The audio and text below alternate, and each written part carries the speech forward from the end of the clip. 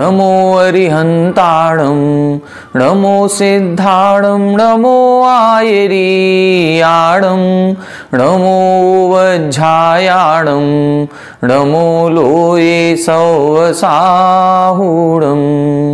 मोक्षमार्गस्य नेतारं भेत्तारं कर्मभूभृतां ज्ञातारं विश्वतत्त्वानां वंदे तद्गुणलब्धये। 1008 श्री मूलनायक आदिनाथ भगवान की जय। द्वासांग जिनवाणी माता की जय। आचार्य श्रेष्ठ आचार्य गुरुवर श्री 108 उमा स्वामी जी महाराज की जय। आचार्य श्रेष्ठ आचार्य गुरुवर श्री 108 पूज्यपाद स्वामी जी महाराज की जय। आचार्य श्रेष्ठ आचार्य गुरुवर श्री 108 विद्यासागर जी महाराज की जय। तीर्थ चक्रवर्ती जगत पूज्य निर्यापक श्रमण मुनि पुंगव श्री 108 सुधा सागर जी महाराज की जय। समस्त मुनि संघ की जय। सर्वार सिद्धि ग्रंथराज की स्वाध्याय श्रृंखला में हम सभी 9वें अध्याय के अंतर्गत अंतरंग तपों पर विशेष चर्चा कर रहे हैं। अंतरंग तप के 6 भेद बताए गए थे, जिनमें से ध्यान तप को छोड़ करके प्रारंभ के जो 5 तप थे उनके प्रभेद भी होते हैं। उन प्रभेदों की व्याख्या हम सभी ने पढ़ ली थी। इसके बाद हमने पूर्व कक्षा में ध्यान तप पर चर्चा करना प्रारंभ किया था, जिसमें प्रथम सूत्र के अंतर्गत इन्होंने ध्यान का स्वरूप, ध्यान का काल और ध्याता कैसा होना चाहिए इसके बारे में चर्चा की थी। इधर इन्होंने स्पष्ट किया था कि जो ध्यान होता है वो अनेक प्रकार के विकल्पों से मन को हटा करके किसी एक विषय पर, एक पदार्थ पर या एक प्रकार के विकल्प पर अपने मन को स्थिर करना, इसे हम ध्यान कहते हैं। ऐसा ध्यान अंतर्मुहूर्त पर्यंत होता है और ऐसा ध्यान का अधिकारी जो होता है वो उत्तम सहनन वाला जीव होता है। उत्तम सहनन के अंतर्गत इधर इन्होंने प्रारंभ के 3 सहनन रखे थे, वज्रवृषभ नाराज सहनन, वज्र नाराज सहनन और नाराज सहनन। इस प्रकार से उत्तम सहनन जो 3 हैं, उन 3 सहननों का धारी जीव ही ध्यान का अधिकारी होता है। हमने आपको यह भी बताया था कि यहाँ पर ध्यान के अधिकारी ये जो 3 सहनन वाले लिखे हैं, ये केवल मोक्ष मार्ग की दृष्टि से लिखे हैं। यहाँ चूंकि मोक्ष मार्ग का प्रकरण है, संवर और निर्जरा का वर्णन किया जा रहा है, तो संवर और निर्जरा कौन कर सकता है? जो उत्तम सहनन का धारी होता है वही संवर और निर्जरा कर्मों की कर सकता है। उसमें भी इन्होंने ये बताया था कि जो कर्मों का समूल नाश किया जाता है वो तो वज्रवृषभ नाराज सहनन के साथ ही होता है। चाहे एक सम्यक दर्शन की प्राप्ति हो, चाहे मोहिनी कर्म में चारित्र मोहिनी आदि की प्रकृतियों का नाश करना हो या घातीय कर्मों का नाश हो, ये जो छपक श्रेणी का आरोहण होता है, ये उत्तम सहनन में जो प्रथम वज्रवृषभ नाराज सहनन है, उस सहनन को जिसने प्राप्त किया है या जिस जीव के पास ऐसा उत्तम सहनन होता है वही जीव छपक श्रेणी आरोहण करता है, अन्य जीव नहीं कर सकते। जो फिर 3 सहनन यहाँ पर लिखे हैं, तो जो दूसरे और तीसरे नंबर का सहनन होता है उस सहनन वाला जीव उपसम श्रेणी पर आरोहण कर सकता है, मतलब 8वें, 9वें, 10वें और 11वें गुण स्थान तक जा सकता है। चारित्र मोहिनी की शेष 21 प्रकृतियों का उपशमन करने की शक्ति उसमें आ जाती है। इस प्रकार से यहाँ पर उत्तम 3 सहनन लिखे हैं। आज वर्तमान में अंतिम 3 सहनन है जिनको हीन सहनन कहा जाता है। इसीलिए आज सप्तम गुण स्थान के ऊपर 8वां, 9वां, 10वां आदि गुण स्थान संभव नहीं है। ना ही आज वर्तमान में कोई भी मुनिराज उपसम श्रेणी आरोहण कर सकते हैं और ना छपक श्रेणी आरोहण कर सकते हैं। इस प्रकार से ध्यान का स्वरूप, ध्याता का स्वरूप और ध्यान का काल का वर्णन किया था। फिर इधर ध्यान के 4 भेद बताए गए थे, आर्त ध्यान, रौद्र ध्यान, धर्मीय ध्यान और शुक्ल ध्यान। इन चारों में से जो अंत के 2 ध्यान हैं, जो धर्म ध्यान और शुक्ल ध्यान है, इनको मोक्ष का हेतु कहा गया। अर्थात तो कर्मों से मुक्ति यदि हमें प्राप्त करना है तो इन 2 प्रकार के ध्यानों के माध्यम से ही कर्म मुक्ति या कर्म निर्जरा हो सकती है। जो आर्त ध्यान और रौद्र ध्यान है वो संसार के कारण होते हैं। यह कैसे जाना? जब इधर सूत्र लिखा परे मोक्ष हेतु, अंत के 2 ध्यान यदि मोक्ष के कारण हैं तो इससे अपने आप स्पष्ट हो जाता है कि प्रारंभ के 2 ध्यान, आर्त ध्यान और रौद्र ध्यान, ये संसार के कारण बनते हैं। आइए देखें, अब यहां से चारों प्रकार के ध्यानों का पृथक पृथक स्वरूप, उनका विस्तार, उनका विवेचन, उनके स्वामी का कथन इत्यादि वर्णन प्रारंभ होता है। सबसे पहले आर्त ध्यान का कथन है। तो आर्त ध्यान आदि जो ये चारों ध्यान कहे गए हैं, इन सभी के चार चार भेद होते हैं। आर्त ध्यान के भी चार भेद, धर्म ध्यान के भी, रौद्र ध्यान के भी, शुक्ल ध्यान के भी। तो अब इन चारों प्रकार के ध्यान के स्वरूप का वर्णन यहां से प्रारंभ होता है। आइए पहले आर्त ध्यान का स्वरूप देखें। आर्त ध्यान चार प्रकार का कौन कौन सा है? पेज नंबर 351, उत्थानिका 877 और सूत्र नंबर 30। तत्र आर्तम चतुर्विधम तत्र आदि विकल्प लक्षण निर्देशार्थम आह। अब यहां बता रहे हैं कि तत्र आर्तम चतुर्विधम, जो आर्त ध्यान है वो आर्त ध्यान चार प्रकार का होता है। उन चार प्रकार के आर्त ध्यान में भी तत्र आदि विकल्प, आदि विकल्प का मतलब पहला जो भेद है, उस पहले भेद का लक्षण निर्देशार्थम आह। उस पहले भेद का लक्षण क्या है, इसको बताने के लिए अगला सूत्र लिख रहे हैं पेज नंबर 352 पर, सूत्र नंबर 30। आर्त मम नोग्यस्य संप्रयोगे तद्विप्रयोगाय स्मृति समन्वाहारः। आर्त मम नोग्यस्य संप्रयोगे तद्विप्रयोगाय स्मृति समन्वाहारः। यहां बता रहे हैं, देखें आर्त ध्यान के चार भेद होते हैं।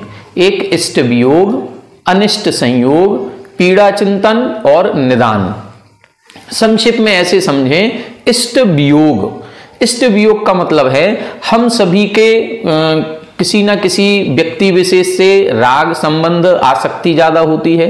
पंचेंद्री के जो विषय हैं, उन पंचेंद्री के विषयों को भोगने के प्रति भी आसक्ति होती है। हम सभी पूरे जीवन भर कुछ ना कुछ जोड़ने में लगे रहते हैं।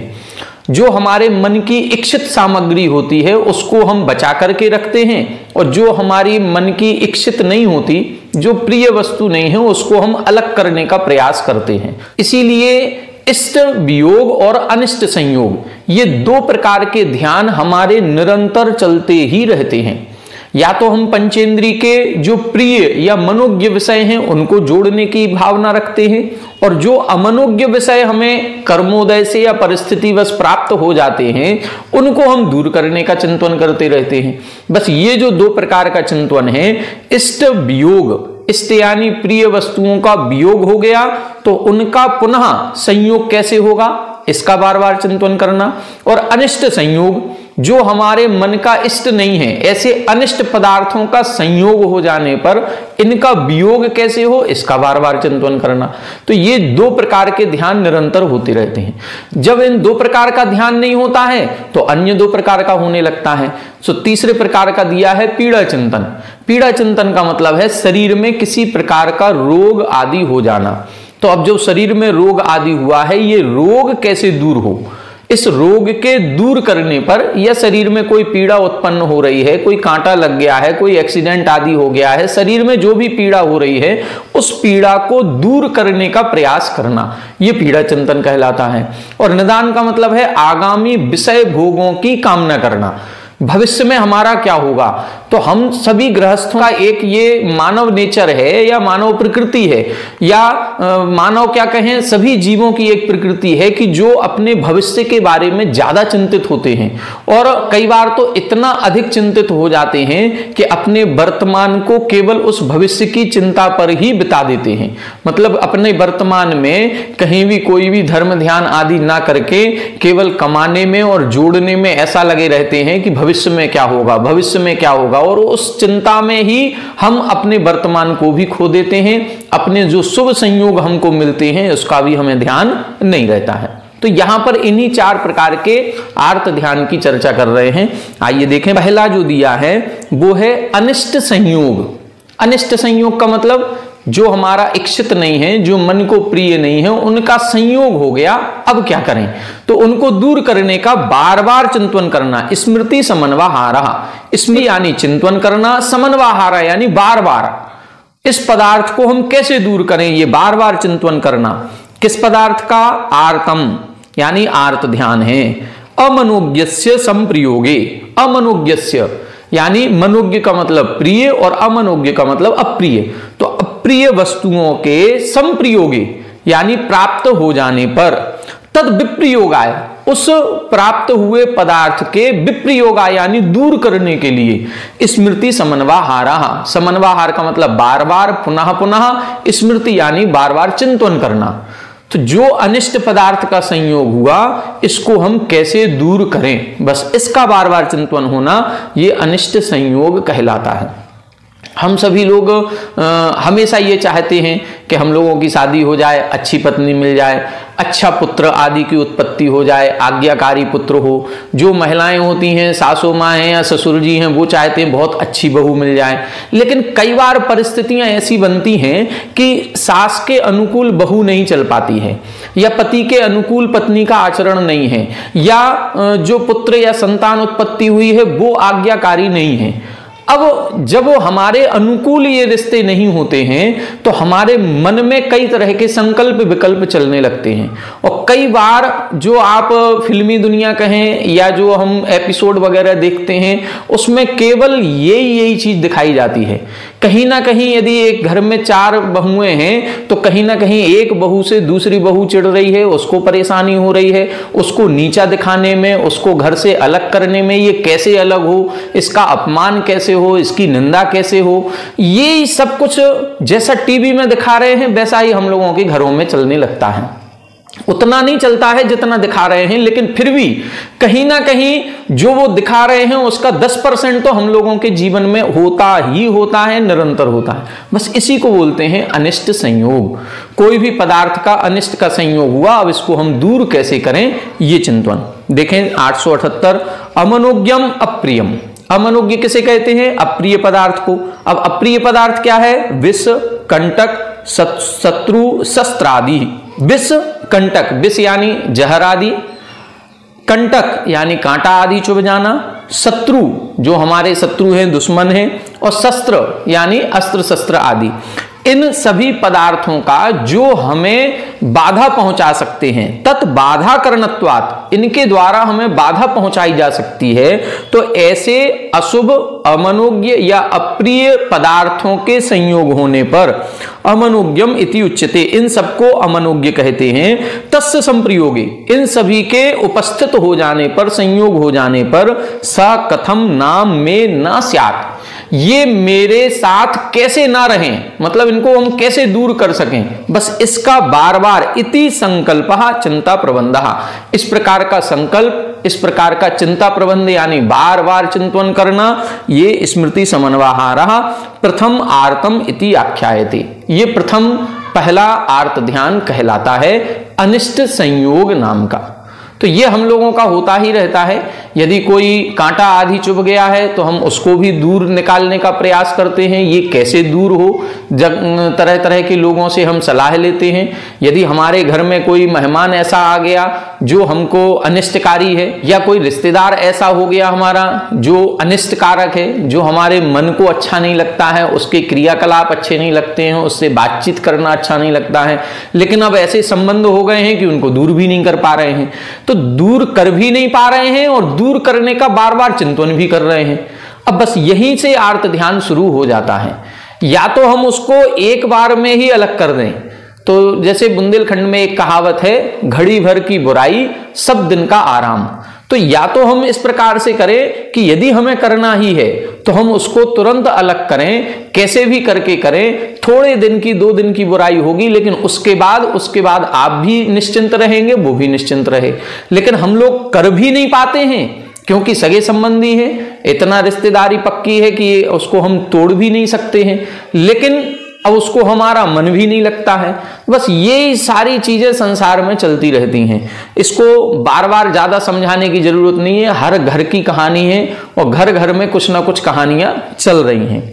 आगे देखें दूसरे नंबर का, द्वितीयस्य विकल्पस्य लक्षण निर्देशार्थम आह।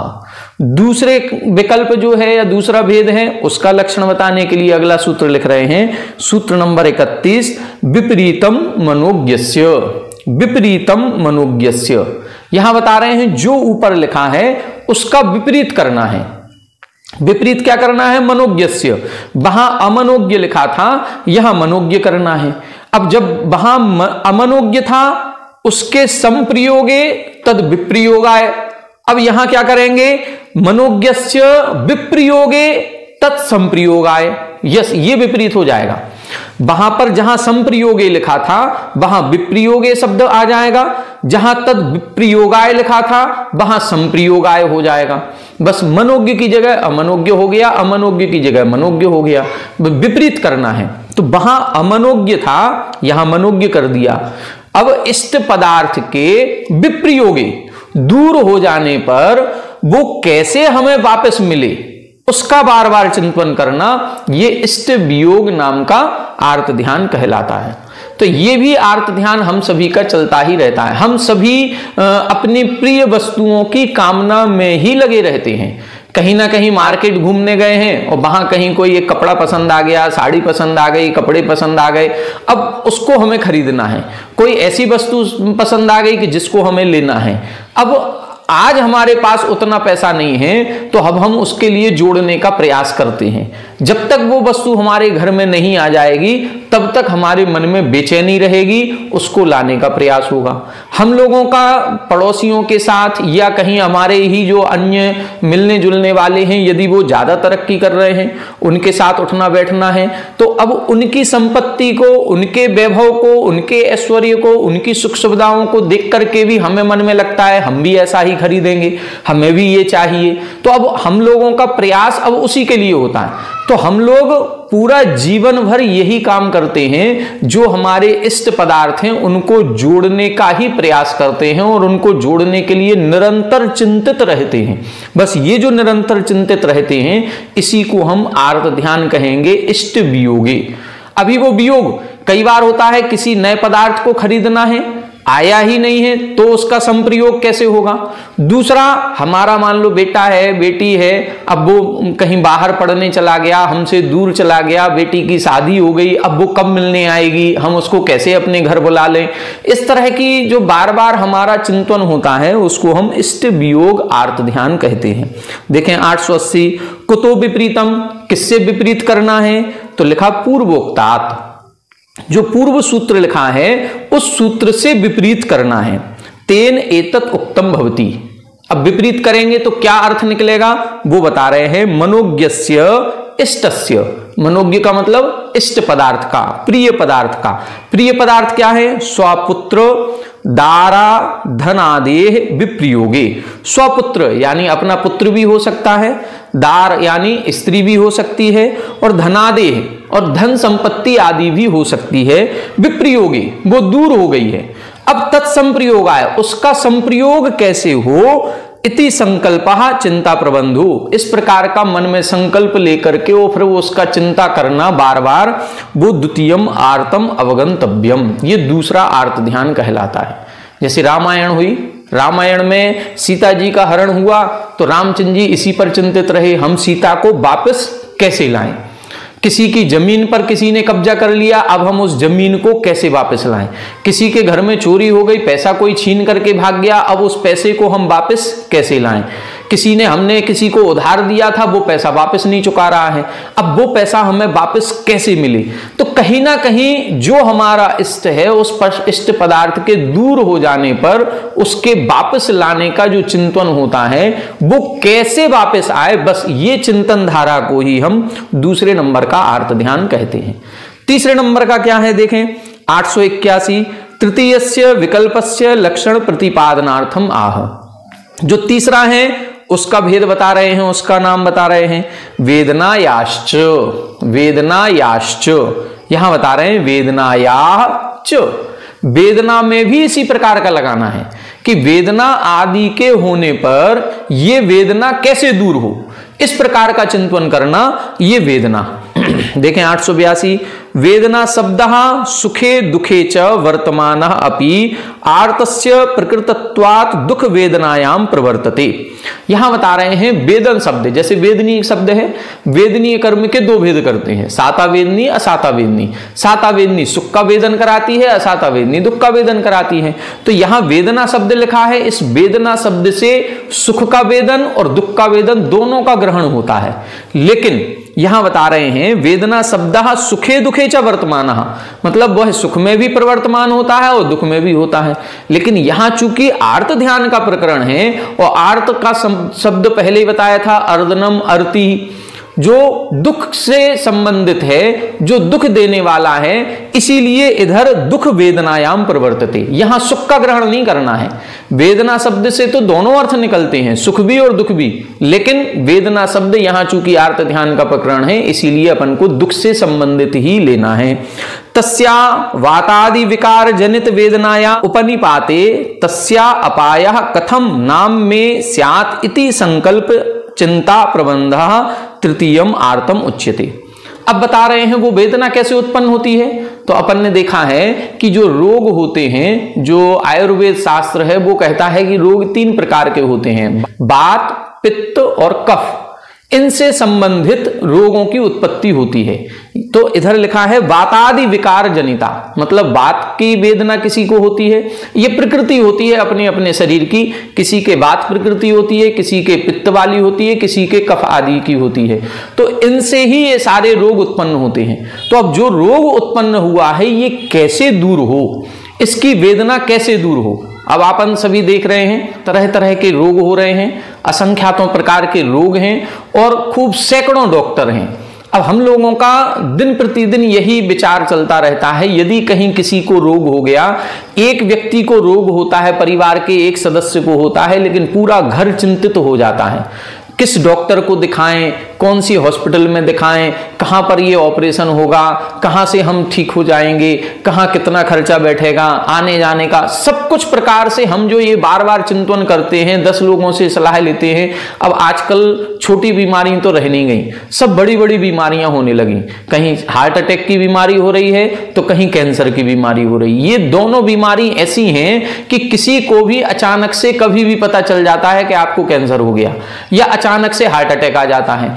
अब इन सब के लिए हार्ट की सर्जरी होती है या कैंसर का जो भी इलाज है वो इलाज किया जाता है। तो सारे लोग परेशान हैं, हम कहां जाएं, कौन सी हॉस्पिटल में दिखाएं, कहां कौन से डॉक्टर को दिखाएं, कहां से हमारा ऑपरेशन सक्सेस होगा। बस ये जो हम उपाय करते हैं, इन्हीं उपायों को बार बार चिंतन करना, ये ही वेदना नाम का आर्त ध्यान कहलाता है। हम चिंता करें, ऐसा नहीं है कि वेदना होने पर चिंता ना करें, लेकिन उतनी ही चिंता करें जितना ठीक लगता है। मतलब उस ज्यादा यदि अत्यधिक चिंता करते हैं तो हम इससे कर्म का उल्टा और बंध कर रहे हैं। एक तो पहले ही असाता वेदनी कर्म के उदय के कारण से ये असाता हमको आई है, ये दुख हमको सहन करना पड़ रहा है या प्रतिकूल परिस्थितियां बन रही हैं, और हम आर्त ध्यान करेंगे तो ये हमारे संसार का ही कारण बनेगा। हमारी ये विपत्तियां शांत नहीं होंगी, ये और बढ़ती जाएंगी। इसीलिए शांत चित्त होकर के अपने कर्मों पर, अपनी भक्ति पर, इस पर भरोसा रखें कि हमने जो पूर्व में कर्म किए होंगे उनका फल हमें भोगना पड़ेगा। दूसरा, अपनी भक्ति करें, गुरुओं के सानिध्य में जाएं, उनका आशीर्वाद लें। भक्ति करेंगे तो भक्ति के प्रताप से हमें पुण्य कर्म का बंध होगा। और भक्ति जो हम करते हैं या हम जिन पूजा आदि करते हैं या जो हम धर्म की क्रियाओं का सहारा लेते हैं, इससे हमारे एक तो साता वेदनी कर्म का बंध होने लगता है, शुभ प्रकृतियों का बंध होता है।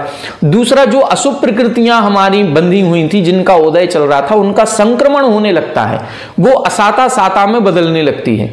अब जब असाता साता में बदलेगी और साता का ही बंध करेंगे तो फिर उदय भी तो साता का ही आएगा। कुछ देर इंतजार करें, वो सारी विपत्तियां दूर होंगी।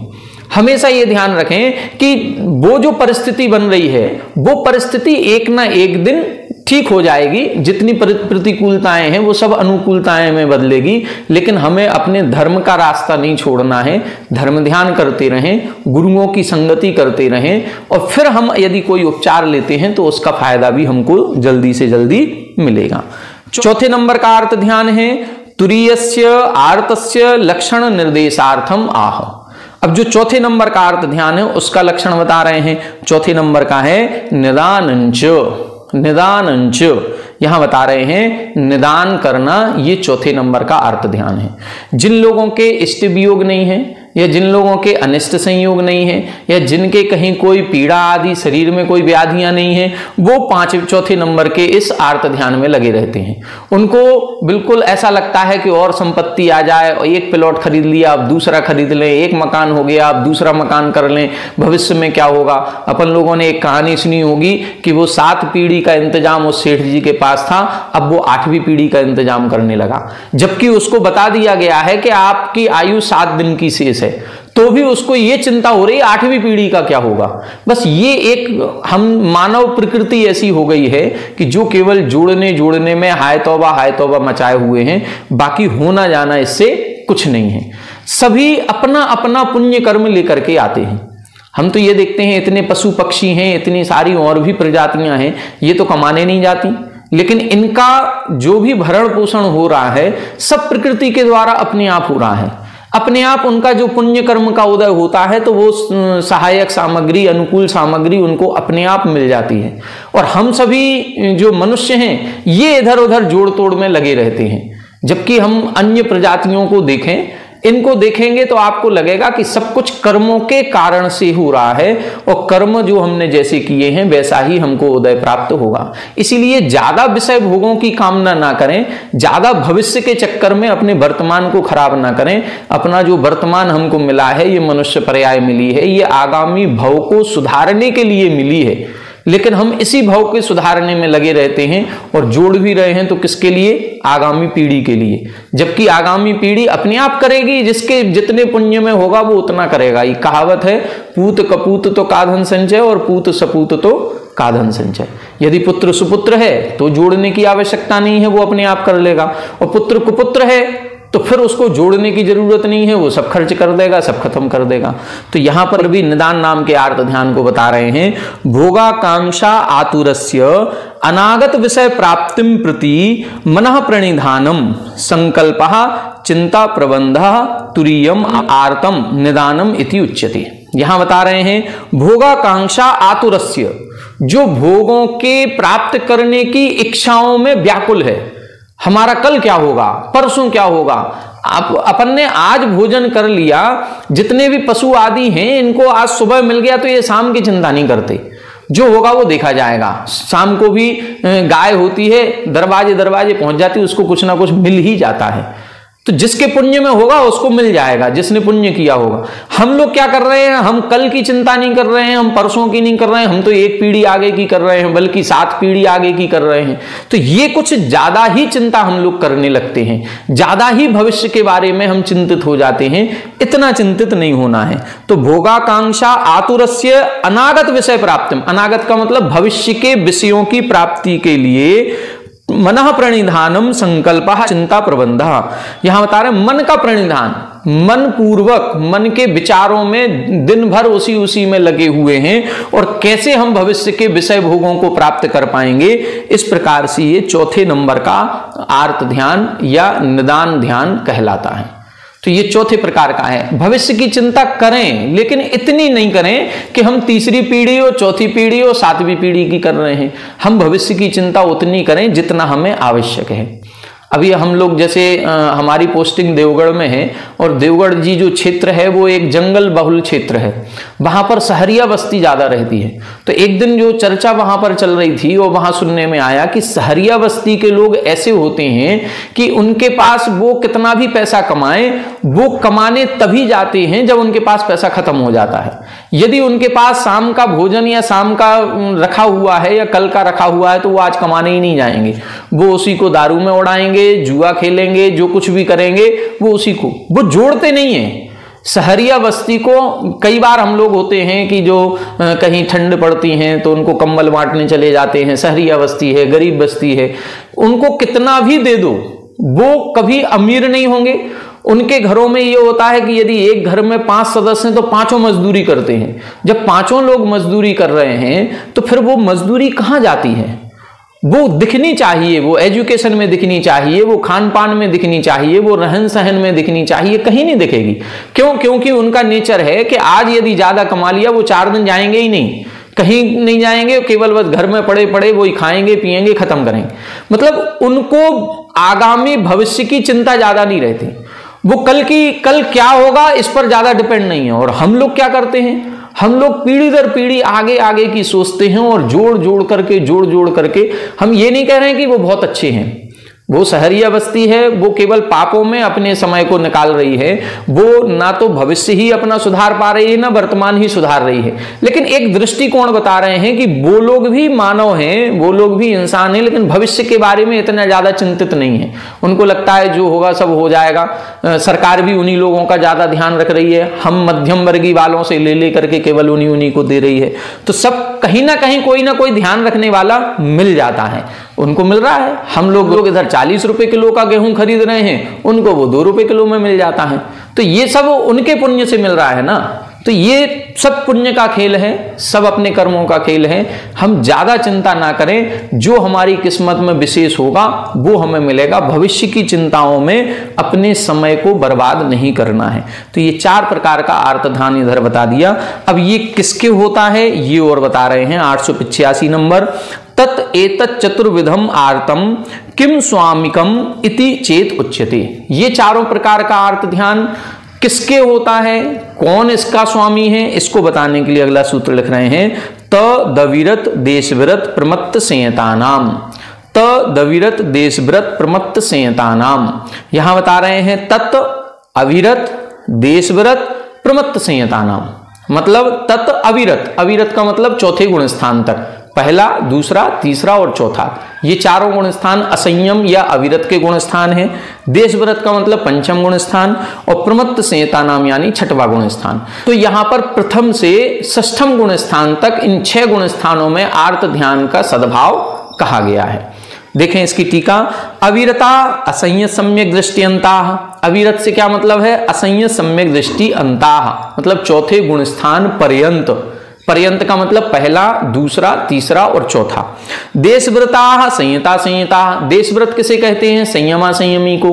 पंचम गुण स्थानवर्ती जीव जिन्होंने प्रतिमाएं ग्रहण की हैं, 2 प्रतिमाएं 5 प्रतिमाएं 7 प्रतिमाएं 11 प्रतिमाएं, एलक शुल्लक आरिका माताजी इत्यादि। प्रमत्त संयता 5-10 प्रमाद उपेता क्रिया अनुष्ठायिनः। प्रमत्त संयत किसे कहते हैं, जो 15 प्रकार के प्रमाद कहे गए हों उन प्रमाद से सहित होकर की क्रियाएं करते हैं, या संजुलन के तीव्र उदय में जो गुण स्थान होता है वो छठवां गुण स्थान कहलाता है। तत्र अविरत देशव्रतानाम चतुर्विधम अपि आर्तम भवति असंयम परिणाम उपेतत्वात्। यहां बता रहे हैं तत्र अविरत देशव्रतानाम, अविरत यानी चौथे गुण स्थान तक और देशव्रत यानी पंचम गुण स्थान वालों के चतुर्विधम अपि चारों भी आर्त ध्यान होते हैं, क्योंकि असंयम परिणाम उपेतत्वात्, क्योंकि ये असंयमी हैं और असंयमी होने से इंद्रिय विषयों की इच्छा इनके होगी। जब इंद्रिय विषयों की इच्छा होगी तो प्रिय विषय को चाहेंगे, अप्रिय विषय को दूर करेंगे, शरीर से भी राग भाव होगा, वेदना को भी दूर करने का प्रयास करेंगे, आगामी भोगों की कामना भी करेंगे, क्योंकि असंयमी है। असंयमी का मतलब ये इंद्रिय संयम उनके नहीं है। लेकिन प्रमत्त संयता नाम तू, लेकिन जो प्रमत्त संयत हैं, जिन्होंने महाव्रत अंगीकार कर लिए, जिनके 5 इंद्रिय विजय नाम के महाव्रत हो गए हैं, उनके आगामी विषय भोगों की कामना भी नहीं होती। क्यों नहीं होती, क्योंकि उन्होंने तो इसी भव के विषय भोगों को सारा छोड़ दिया। उन्होंने संसार छोड़ दिया, उन्होंने सारी गृहस्थी छोड़ दी, उन्होंने सारे विषय भोगों को छोड़ दिया। अब तो एकाकी रह रहे हैं, नग्न दिगंबर होकर के रह रहे हैं, एक भी विषय भोग सुख सुविधाएं उनके पास नहीं है। अब तो आहार के लिए भी पर जो श्रावक है उन श्रावक के ऊपर आधारित हैं। श्रावक यदि शुद्धि का भोजन करा देगा तो भोजन आहार कर लेंगे, नहीं होगा तो उस आहार की भी चिंता नहीं करते हैं। इसीलिए इधर लिखा है कि प्रमत्त संयता नाम तू निदान वर्ज्यम अन्यत आर्तत्रयम प्रमाद उदय उद्रेकात कादाचित् स्यात्। यहां बता रहे हैं उनके निदान को छोड़ करके बाकी 3 कादाचित्। कादाचित् का मतलब कभी कभी, कादाचित् का मतलब ये नहीं है कि हमेशा ये 3 आर्त ध्यान हो। निदान तो उनके होगा ही नहीं, क्योंकि आगामी विषय भोगों की कामना उनके नहीं है। इस भव के ही सारे विषय भोग छोड़ दिए तो आगामी क्या कामना करेंगे, इसीलिए निदान तो उनके होता ही नहीं है। बाकी जो 3 हैं उन 3 में कादाचित् कभी कभी हो सकता है कि हाँ कमरा थोड़ा ठीक ठाक मिल जाए, चौका अच्छा हो, पिच्छी को भी अपना संवार करके रखेंगे, चौका पे अपने जो ग्रंथ वगैरह रखे हैं वो साफ सुथरे होंगे, ये थोड़ा सा उनको राग भाव हो सकता है। बाकी उनके इष्ट वियोग अनिष्ट वियोग इत्यादि ये सब कुछ नहीं होते हैं। तो यहां पर इन्होंने बता दिया कि पहले से पंचम गुण स्थान तक चारों प्रकार के आर्त ध्यान हैं, लेकिन छठवें गुण स्थान में निदान को छोड़ करके अन्य 3 हो सकते हैं। बाकी सामान्य, कथन, शेष, सुगम है, सरल है, कोई इतना कठिन बात नहीं है। तो आज की कक्षा में अपन ने आर्त ध्यान के विषय में सामान्य से संक्षिप्त चर्चा की। चूंकि संक्षिप्त इसलिए है कि हम सभी इन आर्त ध्यानों से गुजर रहे हैं, सबको इष्ट वियोग कैसे होता है, अनिष्ट संयोग क्या है, ये सबको बहुत अच्छे से जानकारी है, इसलिए ज़्यादा विस्तार ना करके इसको संक्षेप में समझने का प्रयास किया। आज इतना ही। कल अपन रौद्र ध्यान और धर्म ध्यान के विषय को समझेंगे। आप सभी हमारे साथ बने रहें। सभी को जय जय।